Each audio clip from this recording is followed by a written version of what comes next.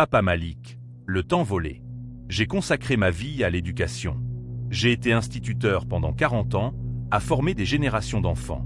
J'étais fier de mon travail, du respect que l'on me portait. Aujourd'hui retraité, je vivais paisiblement avec ma petite pension et l'aide de mes enfants.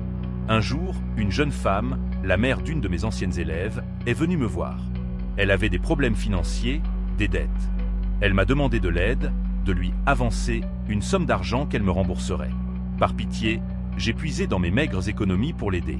C'était une somme importante pour moi. Puis, quand j'ai réclamé mon dû, elle a refusé de payer.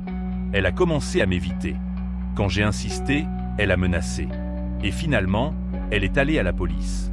Elle a affirmé que j'avais abusé d'elle, qu'en échange de l'argent, j'avais exigé des faveurs et qu'elle avait refusé. C'était un mensonge éhonté, une inversion totale de la situation. Mais qui allait croire un vieil homme face à une jeune femme en larmes, dépeignant une image de victime vulnérable? Elle a présenté des messages qu'elle avait manipulés, des témoignages de proches, affirmant que je la harcelais. Mon bon nom, ma réputation d'homme respectable, ont été détruits en un instant. Je suis ici, accusé d'un crime odieux que je n'ai jamais commis. Mes dernières années, le temps de repos que j'avais gagné, m'ont été volés par le mensonge d'une femme avide. Mon cri silencieux est pour la dignité des personnes âgées piétinées, pour la confiance bafouée, et pour les années de paix que j'aurais dû avoir, mais qui me sont arrachées par l'avidité et le mensonge.